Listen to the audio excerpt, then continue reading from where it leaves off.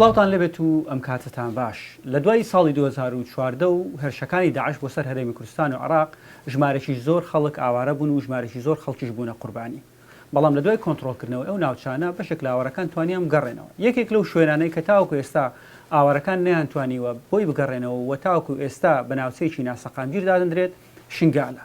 شنگال لەو شوێنانەیە کە ژمارەیە گروپی چەکداری سەر بە شوێنی جیاوازی تێدا هەن. هەروەها لە هەمان کاتدا ئاوارەکان تاوەکو ئێستا ناتوان بگەڕێنەوە بە ئەو ناوچانە. هەرچەندە ڕێکەوتنێک لە نێوان حکومەتی هەرێمی کوردستان و حکومەتی عێراقەیە بۆ چارەسەرکردنی کێشەی شنگال، بەڵام تاوەکو ئێستا نەتواندراوە ئەم ڕێکەوتنە جێبەجێ بکرێت. لێرە لە واشنگتن لەم چەند ڕۆژە گفتوگۆ کرا لەسەر ئەوەی کە چۆن بتوانن کێشەی شنگال چارەسەر بکەن. ڕێکخراوی یەزدا و هەروە پارتنەرشیپی زۆڤیغیان راپۆرتی تایبەتیان ئامادە کرد و راپۆرتەکە پێشکەش بە وەزارەتی دەرەوەی ئەمریکا و هەروە حکومەتی بایدن کراوە. من دەمەوێت بۆ گفتوگۆکردن لەسەر داهاتوو شنگال و وردەکاری ئەم راپۆرتە میوانداری دوو کەسایەتی بکەم کە کاریان لەسەر پرسی شنگال و هەروەها ئەم راپۆرتەش کردووە. یەکێکیان نەدین مێنزا کە سەرۆکی سکرتارێتی ئازادی ئاینی و هەروەها پێشتریش لە وەزارەتی دەرەوەی ئەمریکا لە نووسینگەی ئازادی ئاینەکان کاری کردووە. ئەوی دیکەشیان لین زۆڤیغیان سەرۆکی پارتنەرشیپی زۆڤیغیان. Thank you very much for being here today with us. Just when I was at your event today, زۆر سپاس کامڕۆ لەگەڵ ئێمەدا. ئەمڕۆ کە لە ئیڤێنتەکەی ئێوە بووم پرسیارێکم بۆ دروست بوو. بۆچی کە دێتە سەر پرسی شنگال هیچ چارەسەرێک جێبەجێ ناکرێت؟ چونکە بۆ ماوەیەکی زۆرە کێشەی شنگال هەیە. ژمارەی زۆر ئاوارەی شنگال هەن نەگەڕاونەتەوە ماڵەکانیان و هیچ چارەسەرێکی ئەم کێشەیەش نەکراوە. نەدین لێوە دەست پێ دەکەین. بۆچوونی ئێوە لەسەر ئەمە چییە؟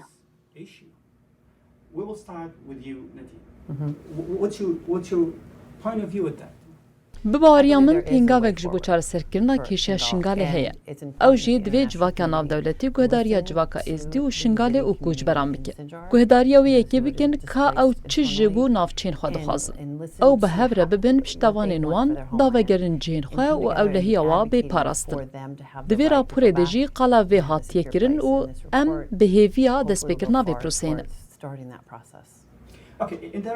لە راپۆرتەکەدا ئێوە ژمارەیەک پێشنیازتان خستوۆتە ڕوو هەر لە گەڕانەوەی ئاوارەکان تاوەکو نیگەرانی ئەمنیەکان. ئێمە ئەوەش دەزانین کە گروپ و پێکاتەی جیاواز لە شنگال هەن، بەڵام کاتێک دێتە سەر چارەسەرنەبوونی کێشەی شنگال پێویستە چێ سەرکۆنە بکرێت؟ حکوومەتی عێراق، حکوومەتی هەرێمی کوردستان یان شنگالیەکان خۆیان؟ لین بۆچوونی ئێوە لەسەر ئەمە چییە؟ Ev pirseke pir dijwar e. Bi baweriya min ya ji pirsa ku kîvê şermezarkirin girîngtir jî diyar e, ew e ku pîwîstekî pêngaveyan ber bi pêş ve bavêje.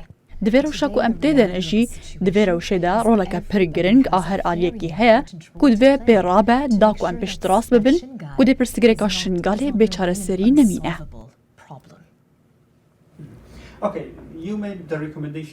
زۆر باشە. ئێوە پێشنیازەکانتان خستۆتە ڕوو، بەڵام دەتانەوێت چێ کاری لەسەر بکەن؟ حکوومەتی عێراق، حکوومەتی هەرێمی کوردستان یان کۆمەڵگەی نێودوڵەتی؟ هەروەها نەدین پێت وایە ئەمانە کێشەی شنگال چارەسەر دەکەن؟ Binêrîna min pêşniyarên di raporê de dirê jî nav peymana şingalê dibin. Ev jî heta dema ku bi hevbeşiyê bişêniyên şingalê û êzidiyan re bêcîbicî kirin. Her wiha hemû aliyên din û pêkhateyên civakî jî bejdar bin. Xalên kontrolê ku ne ser bi hikûmetê ne bên girtin. Em pêşniyar dikin ku herin malpera Walson Center û rêxistina yêzdiyan raporê bixwînin. Çimkî pêşniyar pêngavên başin ji bo pêşveçûna rewşê. Tevî vê jî giring e li bîra me be ku navçe hîna jî navçeyekê leşkeriya û ji rewşa leşkerî derneketiye. Lewma jî heta hêzên ewlehiyê ji rewşê berpirs bin dê tê pêşveçûnek ji bo şingalê neqewme. Lewra giring e ku em û civaka navdewletî piştevanên şîniyê şingalê û civaka şingalê bin û her wiha em ji hikûmetan ji hemûyan dixwazin ku wê rûlê bilîzin ku divê ji bo pêşveçûnê bilîzin.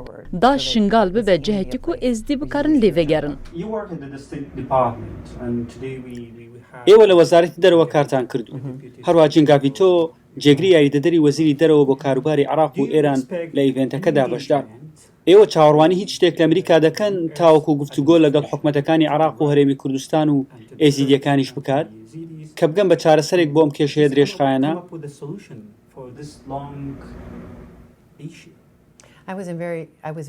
Ez bi gotina bihêz a cêgira alîkarê Wezîrê Derve û piştevaniya wan ya ji bo şingalê û êzdiya pir hatim handan ku ew jî bikarin di cîbicîkirina peymana şingalê de xwedî gotin bin. Ez hêvîdarim ku li Wezareta Derve bibe dengekî xurt. Bi hikûmeta Iraq û Herêma Kurdistanê û aliyê dir re jî kar bikin da tişt bi hêla rast de herin.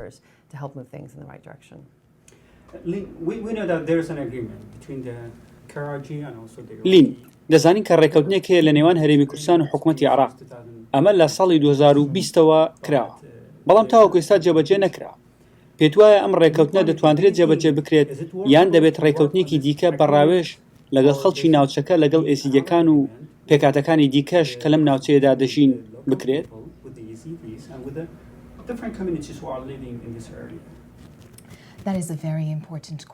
Ev pirseke giring e çimkî peymana şingalê çend bijarde anîne pêş ku em bikaribin birêya wan pêngevan bo pêş bavêjin.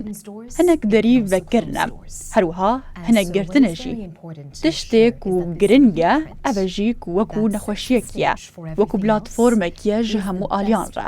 Her wiha ev ji hemû şingaliyan re jî dibe bijardeya herî baş.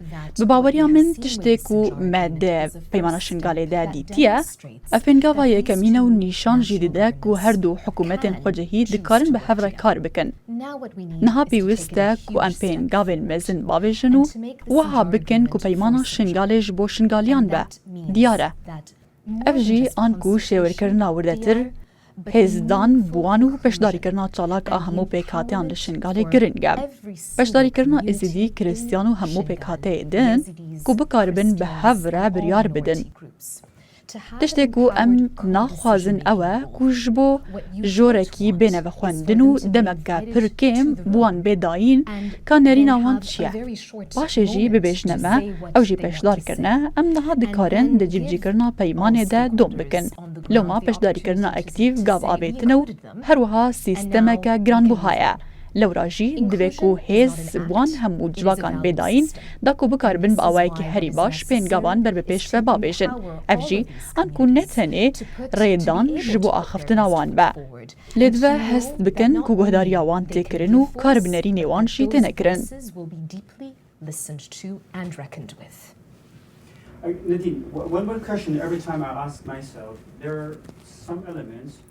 نەدی پرسیارێک هەیە کە هەندێک جار من دەیکەم هەندێک لایەن هەن نزیکن لە پەکەکە ڕاستە ئەندامەکانیان خەڵکی شنگالن و لەلایەن حکوومەتی عراقی شەو پشتیوانی دارایی دەکرێت بەڵام هەموو جارێک تورکیا دەیانکاتە پاساوی هێرشەکانیان هەتا ئێوەش لە راپۆرتەکەتاندا ئاماژەتان پێداوە پێت وایە ئەم لایەنانە دەتوانن بەشێک بن لە ڕێکەوتنێکدا و بەشدار بن بۆ چارەسەرکردنی ئەم کێشەی شنگال یان دەبێت ئەو گروپانە هەڵوەشێندرێنەوە و چونکە تورکیا و هەتا هەرێمی کوردستانیش نیگەرانیان لەبارەیانەوە هەیە پێیان وایە نزیکن لە پەکەکەوە بەڵام ئەگەر ئەم نیگەرانیانەش هەن بۆچی حکوومەتی عراق پارەیان پێدەدات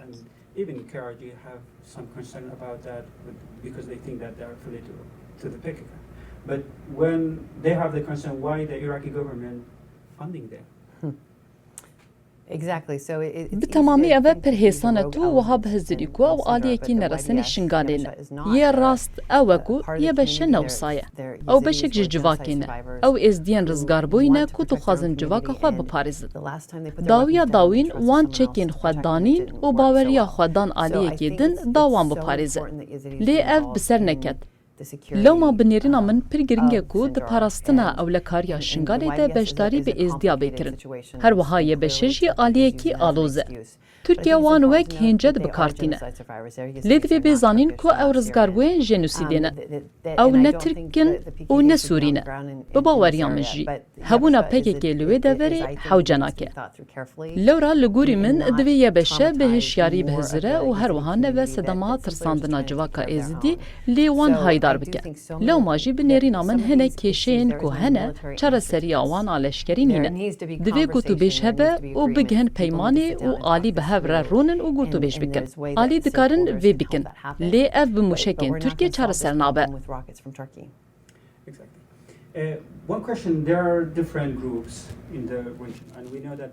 پرسیارێکی دیکەم گروپی جیاواز لە ناوچەیەدا هەندێکیان سەر بە حەشتی شعبین هەندێکیشیان سەر بەلایەنەکانی دیکەن لین ئێوە لەو ناوچەیە کارتان کردووە هیچ هەوڵێکی گۆڕینی دیمۆگرافیا هەیە ئەگەر هەیە بۆچی وەک کوێ ئەمە دەکات where it comes, why they want to do this if so. This is a huge question, and I think one of the biggest challenges with پرسەکە هەری گرنگە هەروەها بنێرینا من یەک ji mezintirîn astengiyên li pêşiya karkirin derbarî şingal û cinosayda êzîdiyan e. هەروەها ئەو هەموو کۆچبەرên ku hene. Ez jê re dibêjim em dûmana şer û tiştan bi başî nabînin. Yek ji sedemên sereke jî ew e ku agahiyên me nînin. Herwiha divê dema giring de jî pir kêm zanyariyên zindî dikevine destê me de ku em bikaribin li ser wan bixebtin. Ji bo bersivdana birsa te ka gelo em guhartinên demografî dibînin ta agahiyek nîne ku vê yekê bi fermî bibêje. Tevî vê jî dema em vedigerin ba xelkê û kesên ku ezmûna wan a jiyanê li wir heye û em diçin li wir pirsa rast ji wan dikin, herwiha ji civakê jî dixwazin ku divê em çi pirsê ji wan bikin. Em wê demê dizanin ku hestekî xurt di nav civakê de heye. Wek mînak di nava civaka êzîdiyan de, wek Heyder İlyas jî bi giringî li eventa Wilson Centra got ku êzîdiyên koçber bi qestî li kampan têne hiştin û rêbwan nayê dayîn ku vegerine malên xwe, çimkî malê wan ji aliyê kesê din ve hatine dagîrkirin. Ev ew nêrîna giring e ku divê em hemû guhdariyê lê bikin. Ji ber ku dema êzîdî bibêjin em nikarin yan jî rêb me nayê dayîn ku em vegerine malên xwe, çimkî naxwazin em vegerin. Wê demê divê em ji vir dest pê bikin û ne tenê ji bo dîtina çareseriyê lê ji bo têgihiştina pirsgirêkan bi awayekî baştir. Herwiha divê em bi zanyariyên rast piştevaniya wê pirsê bikin ku têkirin. And we need to power the question that you are asking with the right data. باباس لە پێکاتەکان بکەین کە لە شنگالدا دەژین. پێت وایە هیچ نیگەرانییان هەبێت لەوەی کاتێک شنگالەکان دەگەڕێنەوە و بەهێز دەبنەوە بیر لە تۆڵە دەکەنەوە. پێکاتەکانی دیکە هیچ نیگەرانییان هەیە بۆچینی ئێوە لەو بارەوە چییە؟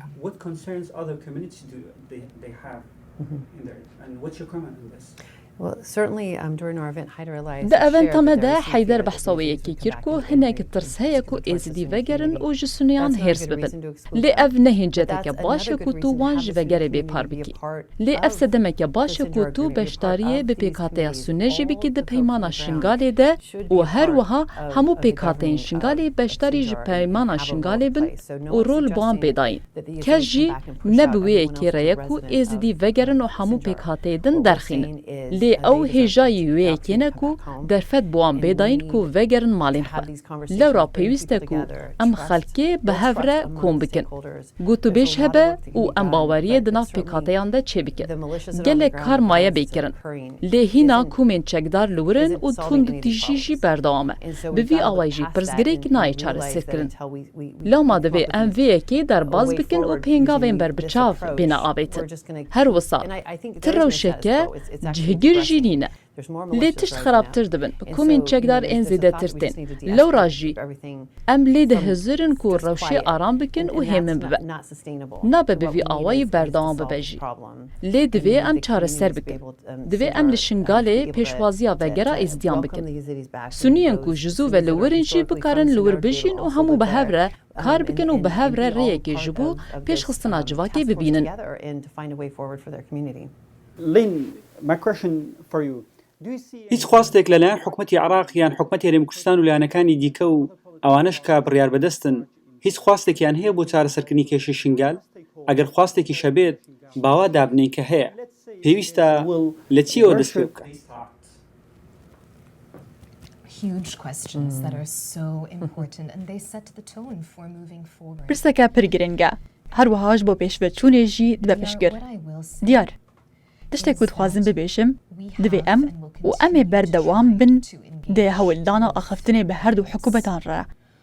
Tiştek ku ez dixwazim bibêjim beriya hatina havînê beriya salvegera jenosayda êzîdiyan di du û sê tebaxê de dema me merasîma bîranînê ji êzîdiyan re saz kiribû me dixwest em li Bexdayê bin û bi hikûmeta Iraqî re bikin. Lê li wir jî li ofîsa Serokwezîr daxwazek hebû ku axiftin bêkirin li ser Şingalê û hemû mijarên girin ku hîna nehatine çareserkirin û têne paşxistin. لە عێراق بخۆژی ڕوبڕۆیە چەند ئاستەنگیان بووە هەروها پرسیگرێکژی ئەوە ku rewşa ewlekarî û rewşa siyasî jî baskê xwe li ser çend tiştê din vedaye û sakiriye ku ev mijarên giring bêne paşxistin. Ji bo bersevdana pirsa we jî ez dibêjim. Daxwaza min heye ku em her du hikûmetên navxweyî re vê pirsgirêkê çareser bikin. Em dixwazin li ser maseyekî bi wan re biçivin. Ez dizanim dostên me yên êzdî û navdewletî jî dizanin ku her du hikûmet nikarin ji vê destpêşxeriyê re bibêjin na. Lewra çavê me li pêş e û her wiha em geşbînin jî ku em hemû car din li Bexdayê ji bo gotûbêjkirina vê yekê bicivin. Ez dixwazim tişteke din jî bibêjim. Di her demekê de tiştê ku bi sistî bi pêş ve diçin di her rojekî de jî pirsgirêkên mezin diqewmin. Tew îro êrîşeke dronê hebû. Bu yerên rojane tiştên aloztir dikin. Bila em bi armanca serkeftina biçûk gavan bavêjin wek xala destpêkê û em bi hev re kar bikin. Heman serkeftin di heman demê de. Bi baweriya min dê hemû alî jî divê de serkeftî bin. Îro min ti îvê tê de bihîst ku desthilat naxwaze êzdî ji kampan derkevin. Lê şingal bi temamî cihekî tijî çavkanî ye û dikare ji bo civaka Iraqî û civaka Kurdî jî alîkareke baş be. Ev ziyaneke mezin e ji hemû aliyan re eger wekû navçeyeke pêşketî û bi istiqrar li şingalê newê meyzekirin.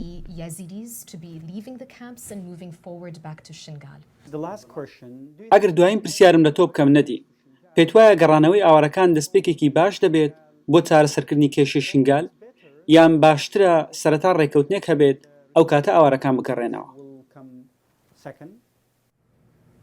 Divê cihekî ewle hebe. Vê gate xizmetguzariyek ji bo dabînkirina pêdawîstiyên penaberan nînin.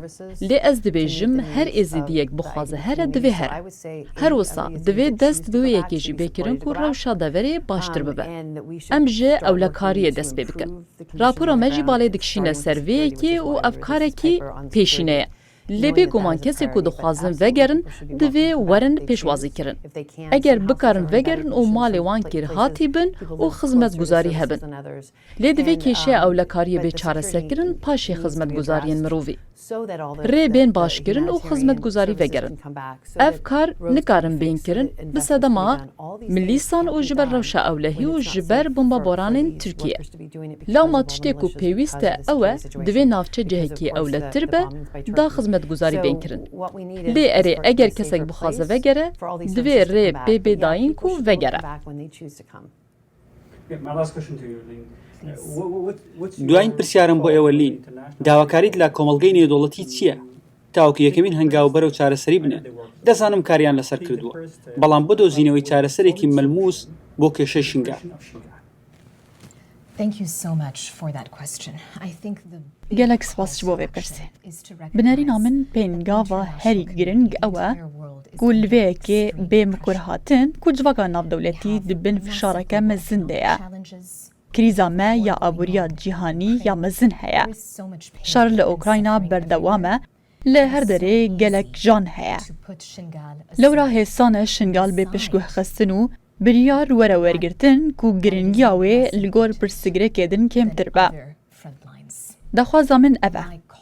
Ji kerema xwe vîkarî nekin.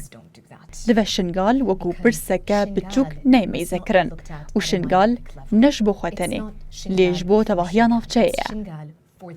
Piraniya astengên ku şingal robroyê wan bûye bandora wan li ser tevahiya deverê heye û eger em şingal bi vê rewşa niha li şûn bihêlin êdî em ji derketina ji yasayê û cezakirinê re dibêjin erê. Sûriya, Libnan û Ermenistan ji ber vê paşguhxistinê din alin. Iraq jî ji ber vê pirsgirêkê din ale.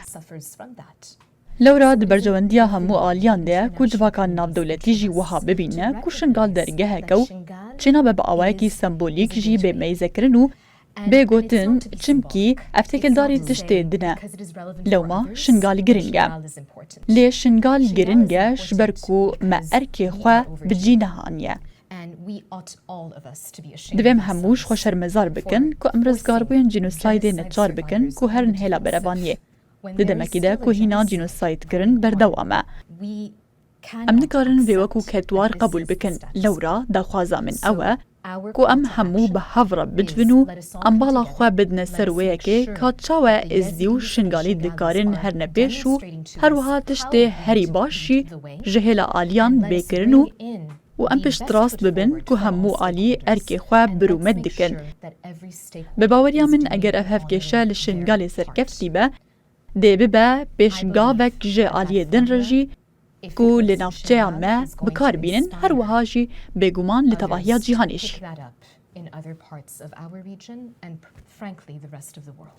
زۆر سپاس بۆ پەسەندکردنی بانگێشتنامەکەم. زۆر سپاس بۆ ئێوەش کە بینەرمان بوون.